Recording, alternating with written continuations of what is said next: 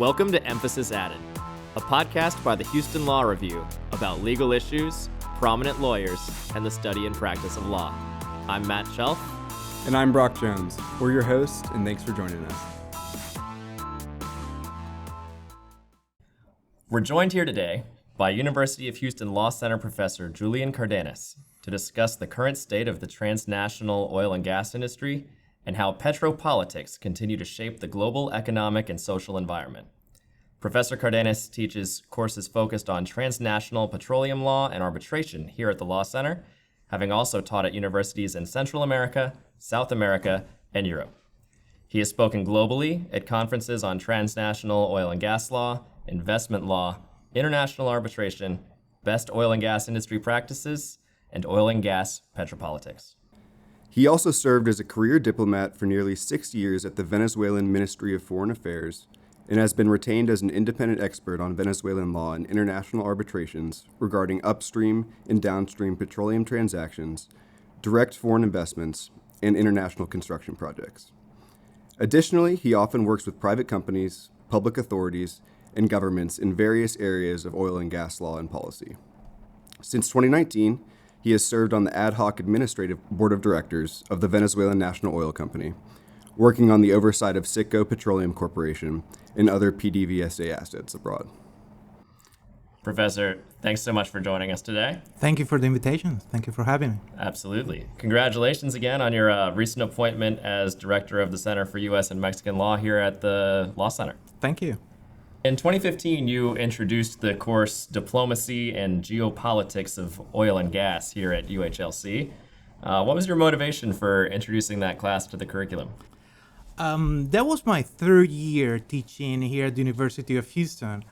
And what happened at the time, even though there was a class in the intersection of law and policy, I had this experience and background as a diplomat, and I saw how energy could be used as an instrument for international cooperation through international treaties.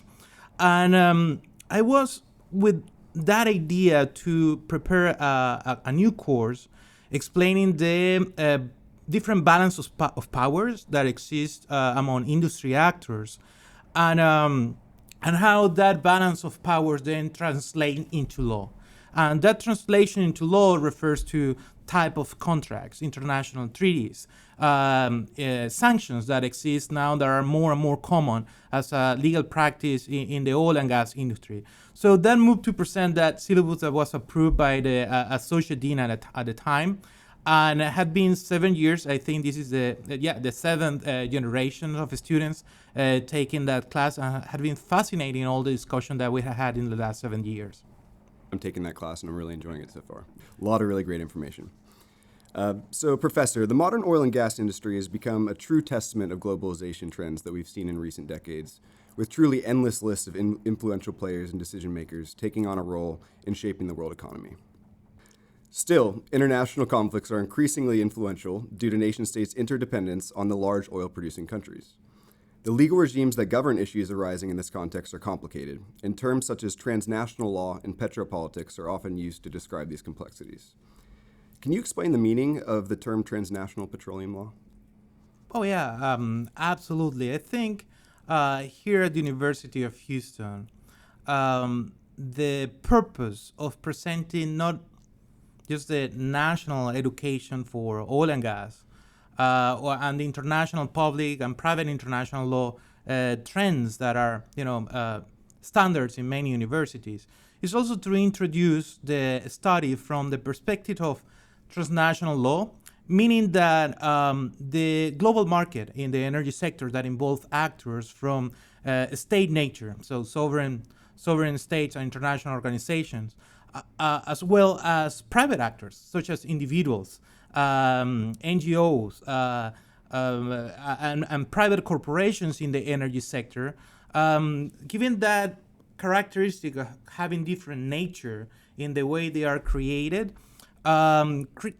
generate this balance of power that then translate to a type of law that is not only and no longer a monopoly of state law. We have more and more standardization and law that is created by private parties associations and organizations that are constituted by private actors, or the interaction between these private actors and states. So we're referring to contracts itself, oil and gas contracts, or we're referring also to international industry practices that emerge from that experience from states, national companies or state hydrocarbon agencies, and of course the practices of service companies, procurement companies, and operators in the oil and gas industry. So we have on one side that plurality of sources of law from different origins that also reflects that the actors in these global markets are from different origins. But another element that makes this transnational view unique is the emerging practice of transnational arbitration in the form of commercial arbitration or investment known as state investor arbitration. And that emerging practice in the last 2 decades has created also a body of law in terms of arbitration jurisprudence. So more and more arbitration decisions that are quoted and used by states and private actors in these litigations are contributing to creating this transnational law that we study. That is only with regard to our legal conceptions of legal order and rules and transnational rules and standardization. But also, a key element of this view is the transnational practice of law. I remember being in Houston 12 years ago with Professor John Law from SMU, and meeting with him in a conference from that was organized by the Institute for Energy Law. And he was saying to me that when he studied law in the 1970s, he thought that his career will be attached to the U.S. and only practicing state law and federal law in the U.S. And that's it. And then in the practice with the oil industry, he discovered that he could travel to different countries. He could be involved in oil and gas deals in different regions of the world under different traditions of law. And that was possible because of the standardization of contracts and practices. So what in the early 20th century or even the mid 20th century was common, that in the oil industry, engineers, business people, managers travel the world, live in different countries and cultures, having that position of expat in other countries was not common for lawyers. But then, more recently, is more and more common. Why is that possible? That is possible because we have standard contracts, we have standard practices that make the need that there should be a lawyer that knows the global practice in the sector and that can help countries to balance their national law with international law that is the common practice in the sector. So, for example, when a nation decides to open their borders to receive foreign investment, there are two ways to read that case. One way will be that a state-centric, nationalistic way of saying Mexico in 2013 opened its borders for foreign investment in the energy sector, saying hydrocarbons, renewables. But the people that will go to Mexico must accept Mexican rules, Mexican jurisdiction, and will be there under a bubble of Mexican law. That is a very narrow way to see it or to read it, or is a only nationalistic way. Because there is another side of that coin, which is when Mexico opened its borders for foreign investment, they are integrating a global market of capital, technology, human resources that play with its own rules. And one of those rules, of course, is arbitration. The other rules are international treaties that actually Mexico joined after their energy reform, and referring to the New York Convention, they were already members, but referring to the Washington Convention of 1965, I'm referring to the practice of arbitration. Now they have in their old contract for arbitration at the Permanent Court of Arbitration at The Hague. I'm referring that the reform of the NAFTA to the USMCA shows that there's an intertwine between national law and international law in this energy industry. So of course, in the legal practice will happen the same. There will be the transnational law expert in this field that will work together with the national law experts. That will be local law firms specialized in labor law, environmental law, taxation, constitutional law, administrative law, and these teams work together. And you can see that from Houston. You have law firms here assisting investors that fly to Mexico and other countries, let's say Ecuador or Colombia. And all these law firms have local counsel, local partners. And you see that, right? And make this global market as rich as it is in terms of exchanges and cooperation.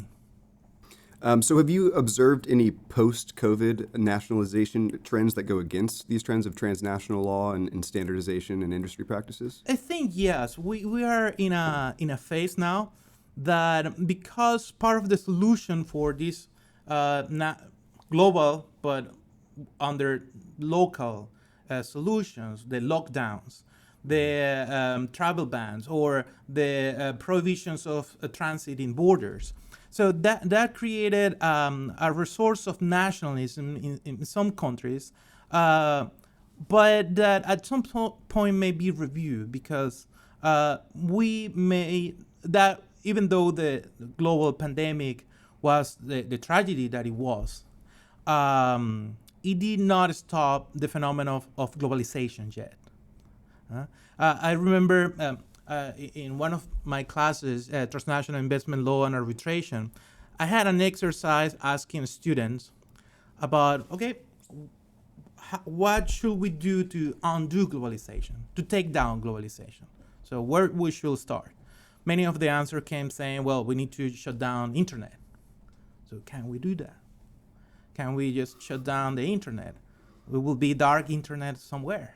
It will be people black market for the internet because that is what capitalism offers. If you put bans, black market appears, and to provide services if there is a need. Some people say, well, we need to stop people traveling, so we need to close borders. And I remember many people laughing about that situation in 2018. In 2019, and then we went through that. It was something that was unthinkable. So when you study, Asian history, and you have a perspective in history that is not on 100 years or 1,000 years, but beyond that, we live in mankind through cycles, and we're now in a cycle that power is fragmented at the international level, as we know today. And we have problems that cannot be solved by one state only, or even just a small group of states. And so that interdependency, interrelation that we have, not only between states, but communities, society, needs, corporations, that is something that will reemerge at some point. Just another definitional question for our audience. What exactly does petropolitics refer to? So the term petropolitics and another that we use commonly in class, petrodiplomacy, refers to the use of actors that are rich nations particularly in the case because it was widely used in the 20th century, that are able to use natural resources or their vast reserves of hydrocarbons to have international influence. So taking that notion of power that is the capacity to have influence over others. So having control of massive reserves of hydrocarbons these days provide, that capacity to have influence. We normally refer to the case of Petrocaribe in the Americas. That was an international treaty and an organization created by Hugo Chavez administration in Venezuela in the past that has as an objective to sell oil at discount to Caribbean countries and countries in Central America and the north of South America. And having, for Venezuela at the time, a not significant amount of oil that was enough for the needs of this nation, get the support of these countries in international forums, such as the United Nations or the Organization of American States. So that is a fascinating case study in which a country that is rich in natural resources then realized that there were some countries that their needs are not significant compared with the vast reserves and production that the Venezuela had at the time, and how you can create that dependency and relation. The most recent case, of course, is today in the news, is the Nord Stream pipeline number 2.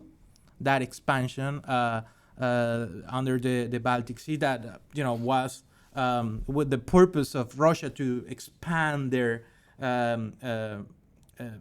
transit of gas production from Russia and created that interdependency with the Western Europe. So it is a way that in the use of natural resources, you can get impact, you can get influence in international markets and in international politics. So that can be made through international treaties, and that is the translation to law of this balance of power. You have a treaty, Petrocaribe, or a contract. That is a contract for transit of multiple contracts for the existence of Nord Stream pipeline number 2 and of course number 1. And I must say that every pipeline that exists in the world is a geopolitical strategic infrastructure because that creates that interdependency between actors. But of course, the main character in terms of influencing and the practice of petropolitics is OPEC. And we'll talk about OPEC extensively here in just a little bit, but I appreciate you bringing up the Nord Stream pipelines because I think that ties into my next question pretty nicely. So recent geopolitical conflict in Europe has brought discussions of petropolitics to the front of many minds.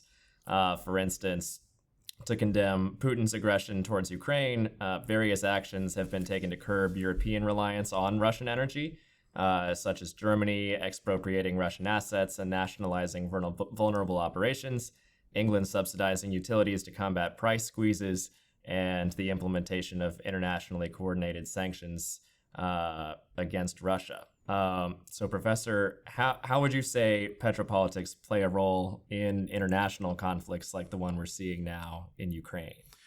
Well, it was a wake-up call, I think, for the international community. What we just saw with the crisis after the invasion of Russia to Ukraine, after the moment it was confirmed, all the rumors or all the expectation that many people thought that Vladimir Putin was not in the planning of doing that invasion, that was too risky. If we remember that meeting between Xi Jinping and Vladimir Putin during the Winter Olympic Games in Beijing, and that idea, that statement that they released of a new world order, and both countries saying China and Russia, with territorial disputes or with under imperial visions, China with Taiwan on one side and Russia with Ukraine. So many people thought that was unthinkable to happen this time. A war in Europe of that dimension, and what reality has shown is the miscalculation of that invasion. Many people thought that it will be a issue of weeks or days, and a massive ceremony of Putin entering into Kiev after succeeding, and that has not been the reality. But what happened also is that use of force by Russia, it took down 22 years of commercial relations and trust. So what happened, if you take this situation 3 years back, is Germany saying to all Europe and to the United States, we will continue to Nord Stream Pipeline 2. We will be able to do businesses with Russia, and we know how to deal with Vladimir Putin. So chill. And that idea of separation of businesses and politics is quite common. Even the foreign policy of the EU, of the United States, try to manage where to implement policies that relies more on values, democracy, free market, human rights, and the regions in the world where they have to deal with autocracies, dictatorships, but business relations continue and are necessary. But in this case, the use of violence and in the form that the invasion had been carried out by Russian forces has created the rejection of a massive rejection of the international community that probably has not been seen in the United Nations till this crisis. So, of course, that rejection of the use of violence, that idea of Europe back in a armed conflicts, create the change in the energy, supply, energy trade that existed in Europe, and now there's more LNG that is exported from Texas or from the United States to Europe in order to satisfy and to prepare Europe for this winter or their needs in the first quarter of 2023. So we moved from energy transition debates, very common in 2021, to energy security debates, and what happened with these changes in the hydrocarbon markets in Europe that before relied heavily on Russian oil and gas. And so obviously a lot of these nations are, like you said, that shift from energy transition discussions to energy security discussions. You have countries that are scared, terrified of what this winter is going to look like for them. What options would you say that international alliances kind of between the United States and the EU, et cetera, or G7 countries, do you think that they have to kind of control and control other nation states through petro-diplomatic actions, or either offer solutions in situations like this one? What is remarkable about this crisis is that it took the United States probably not in its best shape in terms of after the global pandemic and the effects of COVID in the U.S. Of course, the hydrocarbon sectors in the U.S. was affected as well. Mm-hmm. So the contraction of consumption, the lack of investment in different states in the U.S. for getting more production of oil and gas, of course, affected what it will be the situation without the pandemic. But we cannot take that out of the equation. But despite that reality, what we are having is the positioning of the United States in this crisis is that it took the United States as a number one producer of oil in the world. So it has less dependency of looking solution for the oil that they needed from Russia, looking at oil in Venezuela. So of course in early March, people were saying that those 800,000 barrels of oil that were imported from Russia to the U.S. now will come from Venezuela under Maduro's regimes, and that created a turmoil of debates and complaints about changing one dictator for other, and that is closest to the United States.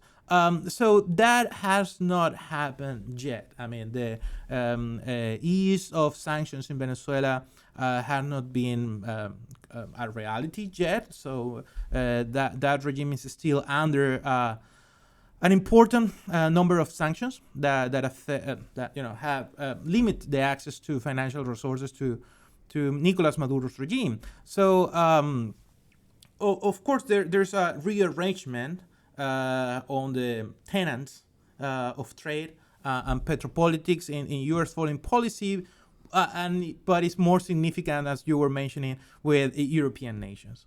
So even something that again was unthinkable 3 years ago, the proposals from different political groups in Europe to review bans to fracking in Europe.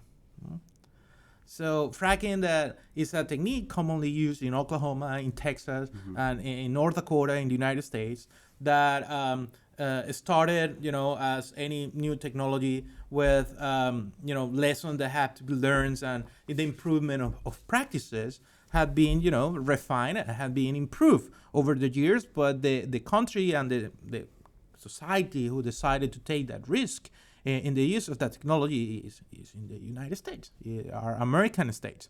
So in Europe, of course, the different complications because the organization of urbanism and demographic intensity that you have in Europe, according to some, make the use of that technique more difficult. But despite all that situation, there are groups saying, well, we may need to rethink because there are reserves of gas in Germany, in Poland, that are significant that can be exploited, even in France, and they, may be considering that, we need to develop our own natural resources instead of depending to an oil that we consider that is cheap. And again, and that is a common discussion with economists, that they argue, sanctions against Russia are self-inflicting damage to European countries because the easy solution is to accept that Russian gas is cheaper. It's abundant, it can be transferred to Western Europe easily. The problem now is that, okay, it's cheaper, but at what cost? And in the equation, there's a security cost in this transaction. So then there's another environmental letter in the equation in terms of fracking and Europe and how to handle that situation. But these are, the debates that they will face. I just remember last year in 2021, even France rejected LNG cargo from the U.S. because it was produced by fracking technique. And now, LNG has increased. LNG cargoes from the U.S. were about 30% of U.S. production last year. Now it's close to 70. Oh, wow. So it has more than double. And, that is possible because of the entrepreneurship, the policies, regulation that exists in the U.S. And that's the way this country is facing this crisis. So we've also seen actions secondary to international conflicts affecting the state of the transnational oil and gas industry, such as the recent OPEC Plus announcement of production cuts and the Biden administration's announcement of releasing further barrels of oil from the U.S. Strategic Petroleum Reserve. What are the implications of international organizations like OPEC Plus having such a considerable influence on oil and gas supply and thus prices? We have an OPEC Plus since OPEC by itself cannot have the impact it used to have in the market. So that need to partner with Russia, Mexico, Bahrain, the idea to invite around 11 more oil-producing countries that can make the OPEC Plus to control today 50% of global production. So global production in round numbers is 100 million of barrels of oil a day. So OPEC Plus will be in the range of 50 million of barrels of oil a day. OPEC by itself is about 30 million of barrels of oil a day. And with serious problems of spare capacity, since many of their members are underperforming their production. More relevant example is Venezuela, a country that used to produce 3.4 barrels of oil a day is now producing 659,000 barrels of oil a day. So it's 20% of the production of the record production of the country. But you have also Nigeria underperforming. You have also Iran underperforming their normal production capacity, and so they needed that pact, that alliance with other actors that may improve the influence of the organization in the market, right? So of course, for the Biden's administration, that creates a problem. Because since the administration took office, there was a sentiment of that the administration was supporting investment on the renewable sector, but for energy transition purposes. But if the oil and gas sector felt left behind. And of course, there have been meetings, and I think the Secretary of Energy and the White House itself had been, trying to engage with oil companies and trying to explain that that was not the purpose of their administration. But the reality is that the situation in Europe made the oil and gas industry again relevant in all this debate, and the needs that exist in energy needs that exist in the U.S. So if you take your pool of energy mix, all the sources that we use and have, only 11% are sources that are not related to hydrocarbons. Solar and wind may reach 6% of global consumption. And the global economy relies still heavily. 86% of global consumption relies on oil, gas, and coal. Mm-hmm. And we may be surprised, why coal? Because we are in Houston, we have plenty sources of energy, but it's not the case in the rest of the world. So there are still nations that rely, poor nations, developing countries that relies on biomass, so wood. But carbon is still widely used in India and China. So we have different realities that make the energy transition, agenda that more complex than just a flag and a narrative. The problem is more complex than that. The need for hydrocarbons is the reality that the war showed to us, but I think we may, as society, contribute and support mankind ingenuity.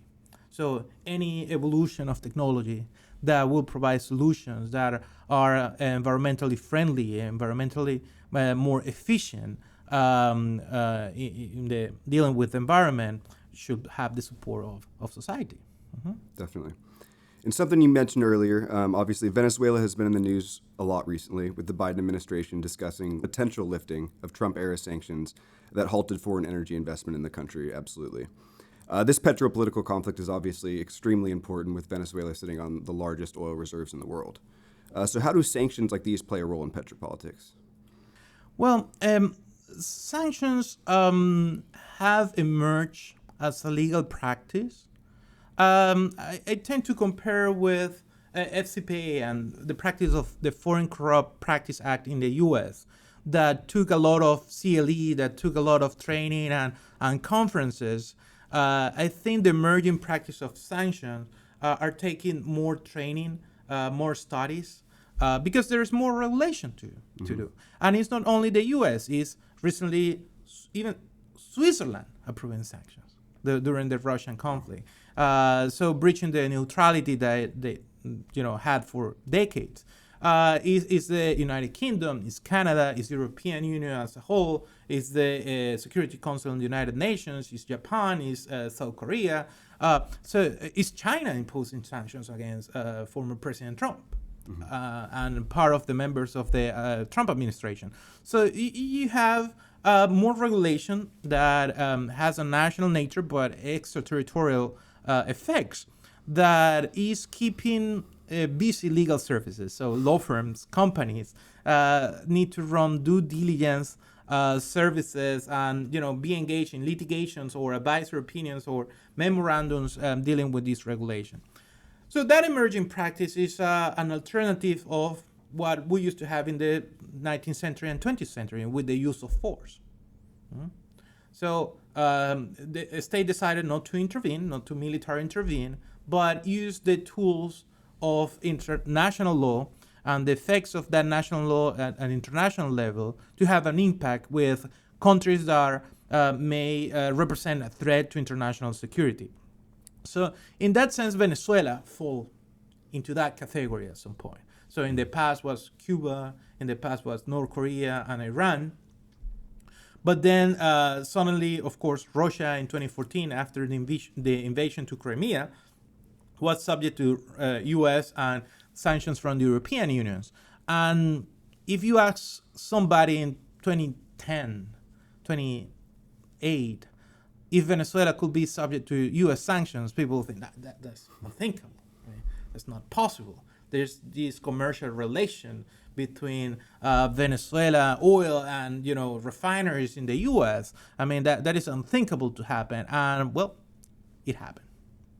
So the collapse of the economy in Venezuela, the migration crisis that had been created because of the collapse of the economy, that according to figures of the UNHCR, the Commission of the United Nations for Refugees, has reached 7 million people that left Venezuela. So after Syria, it was before the war in Ukraine that is more than 12 million people that left the country already.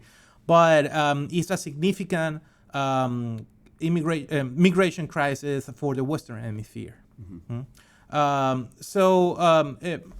issues that go beyond that, corruption, connections of the government with international traffic of drugs, and different type of allegations that the Trump administration and then Biden continue with the policy, established that regime of sanctions that had been affecting Venezuela since 2019.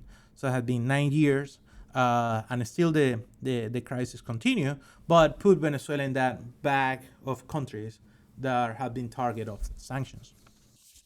While Biden has premised the potential sanctions relief on Venezuelan President Maduro's returning to a more democratic rule, as you've mentioned, pressure is kind of mounting from all sides between the Ukrainian-Russian conflict and the production cuts from the OPEC Plus nations, and now the migration crisis in Venezuela. There's kind of an uncountable number of elements at play here. So we're interested to know kind of what role do values in the Western Hemisphere like democracy and the rule of law play into the transnational oil and gas conflicts and conversations that are being had today. The situation, because how complex it is, it may confuse or create a lot of confusion. And there are different actors and, of course, views and perspectives in the conflict. Sanctions regime relied on an idea of values. So it is inserted in that idea that the U.S. foreign policy relies on ideals, a thing that people can take advantage in the U.S. in terms of democracy, free market, rule of law. This country is the biggest economy in the world, and some people believe that part of that relies on the governance that exists in the United States. There's an idea that you can export that model and make other societies go through that model, and that may be very tough because of cultural differences, or because traditions that may the translation of those institutions being very difficult. We have tried any society that conquer other societies. We saw that during the work of conquistadors in Latin America, how Spanish institutions were translated in other nations. So it doesn't happen that way. And that is an idea of foreign policy of a nation state. But then corporations have different perspective. Corporations in these sectors, they're interested to make investments that will last for decades. So it's not just going, drill, take the oil and run out of the border. They when they bid, when they enter to one of these natural resources rich nation, they do their work to remain for 100 years. And the situation for that is that they may know how to deal with dictators and families and people that remain in power for decades. And that provides the certainty that they are looking at. So the problem is that when those dictators then go not only against their people in violating human rights, but then go to contractual rights and start affecting them. So then at some point, these companies may realize, oh, now we're suffering the lack of rule of law that, the rest of the population have been suffering for decades. So, of course, there's a component of interest, economic interest, and, economic values that have to be protected.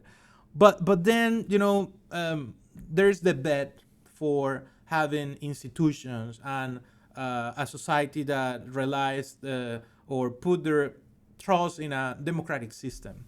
And democratic system is a complex and very risky system because every 4 years, every 6 years will require to be renewed.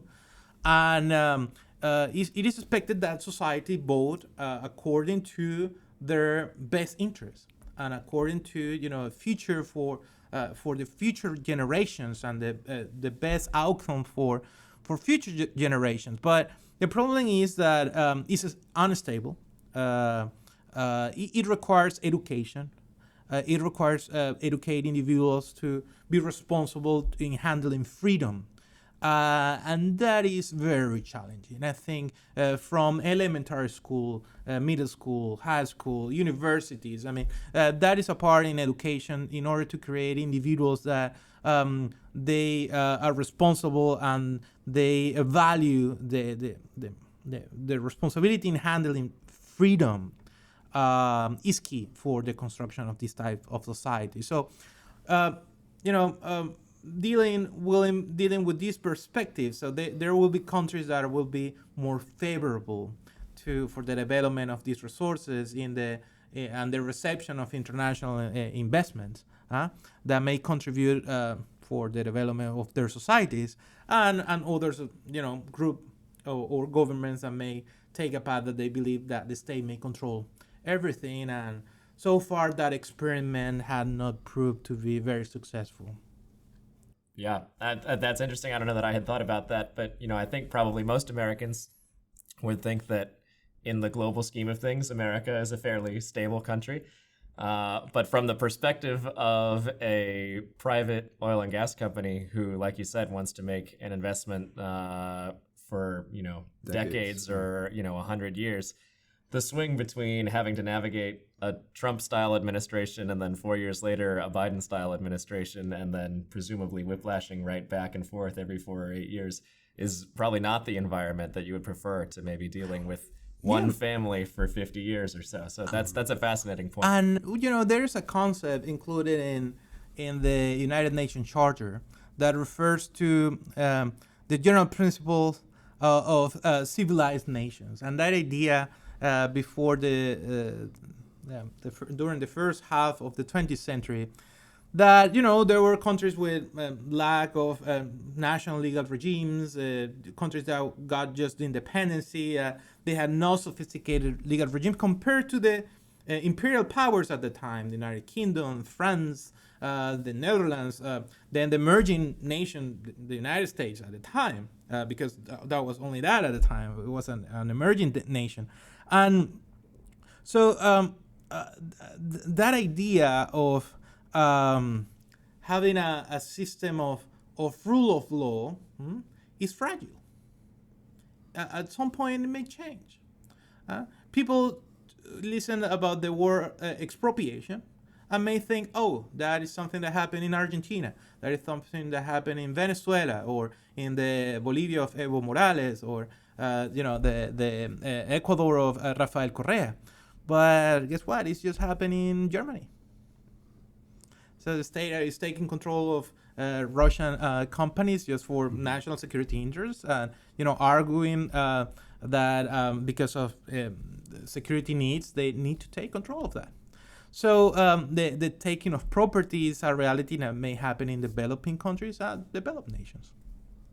Yeah, it's something you wouldn't expect with the modern state of Germany. Well, yeah, it's hard to predict. We may be open in any concern of changes that may happen, but in a long-term contracts, just running risk assessment for 5 years, 10 years is very short-term.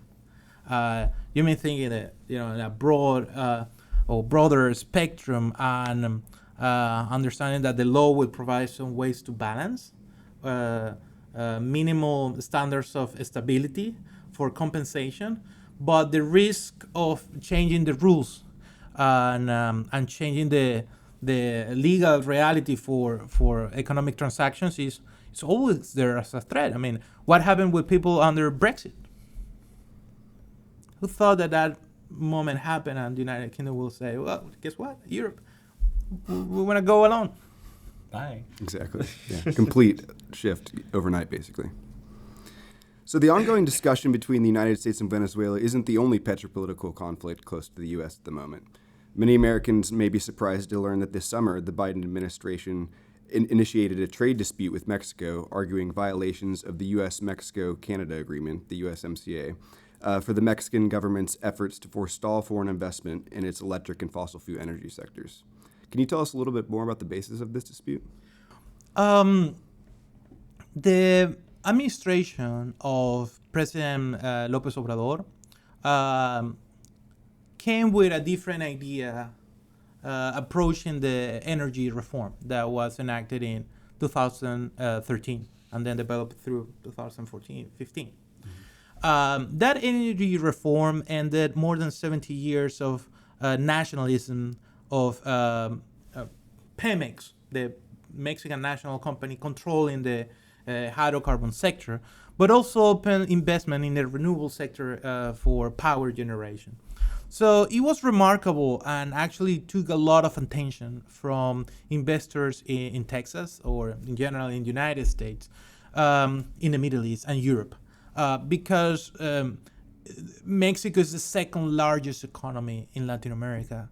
It's a country of 130 million people, so it's a market with a middle class that is even bigger than the middle class in Spain, and their side of their economy is over $1 trillion of US dollars. So it was a remarkable opportunity for investment that actually became very successful at the end of 2016.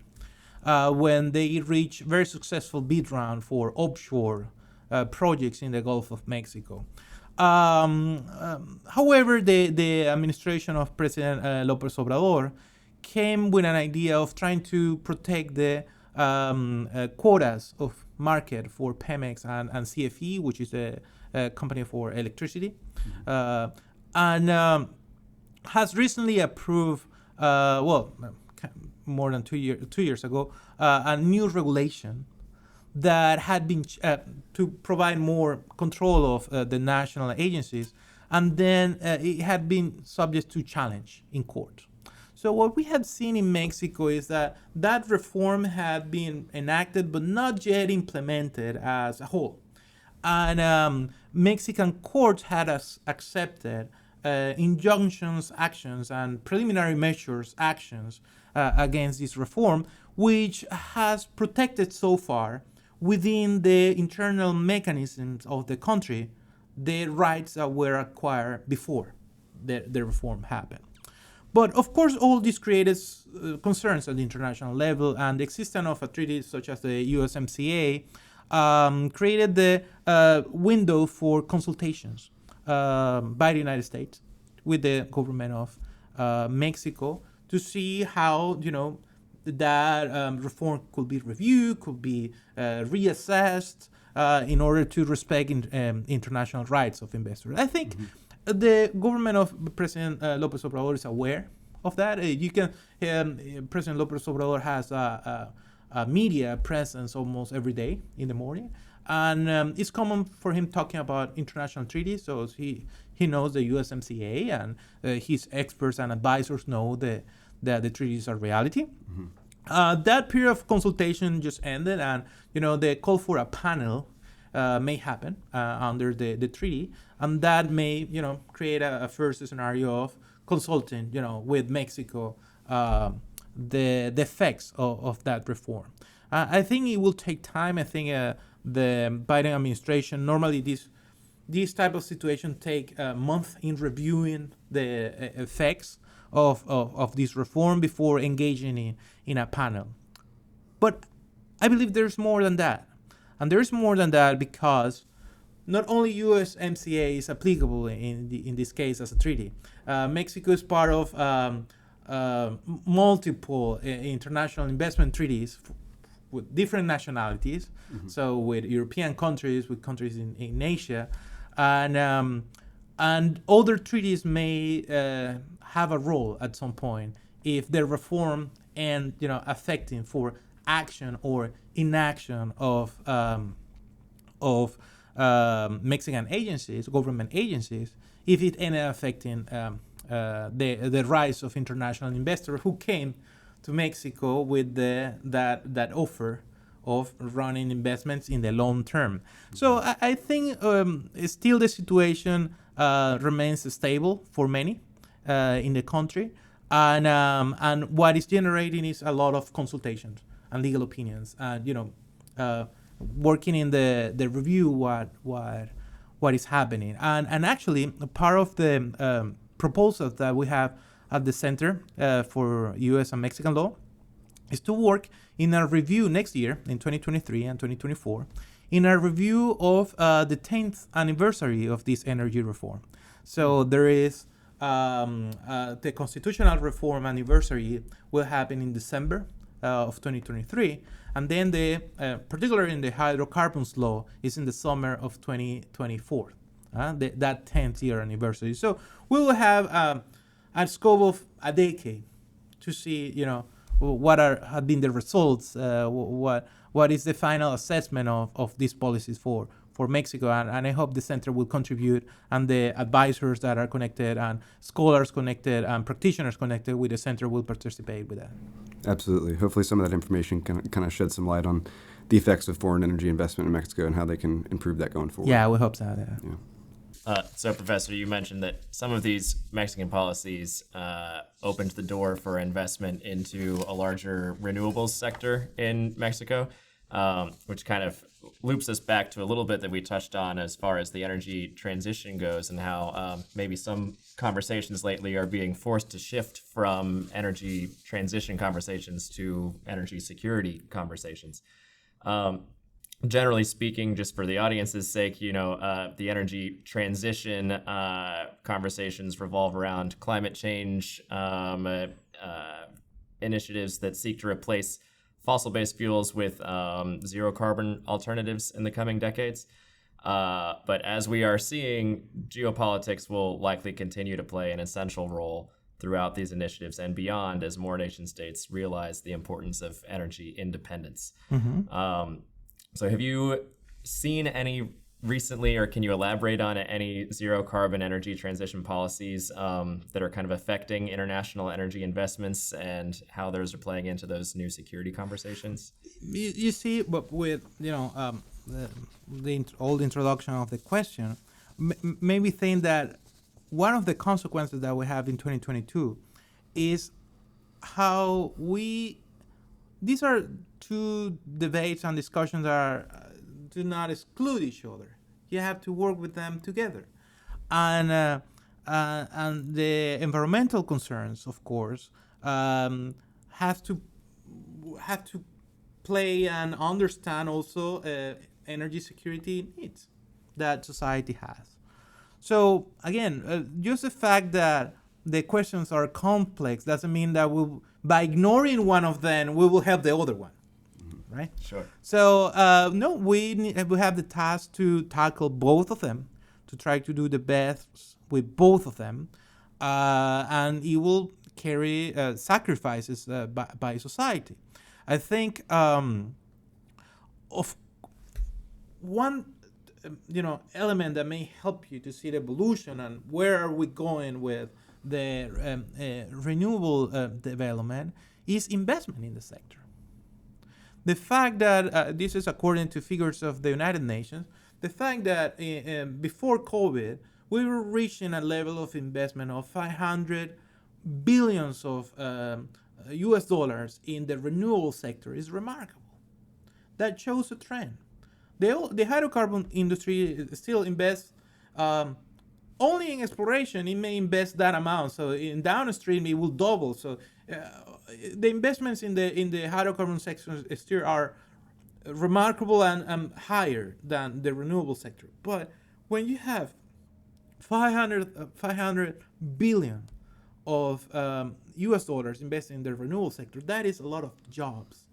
Loans from multinational banks, services, technological services, regulatory needs, legal services that are required by this sector. So that is not weird that you have more people working in the sector and make you think that this is a new trend, this is going.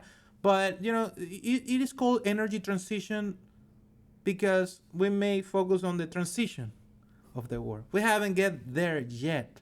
We are in a path to go through that.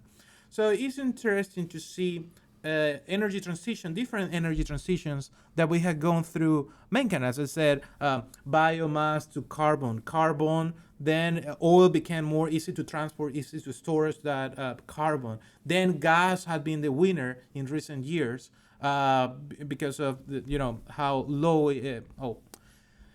produce less CO2 emissions compared to carbon and oil had been the winner. But it will take decades just to go into that path. We have seen that in with other sources, and one of the things that we may expect also is that it may happen faster than the others.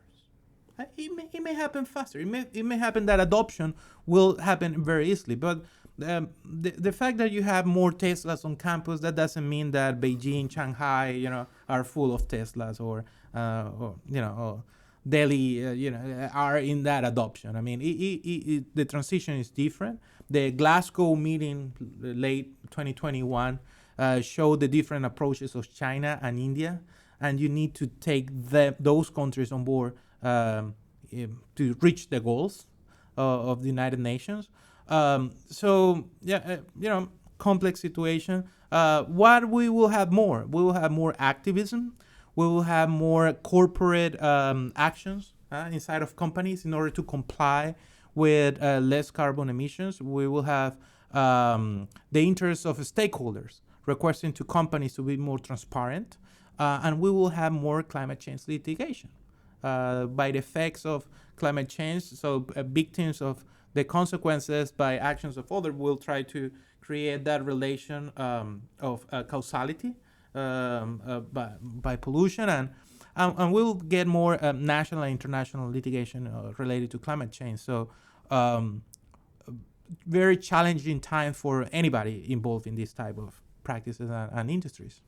And like you said, there's going to be a massive increase in need for legal services in the area. So with that in mind, do you have any advice for how practicing or aspiring attorneys in the energy sector can play an active role in the transition? I got involved in international law. I think came through my family.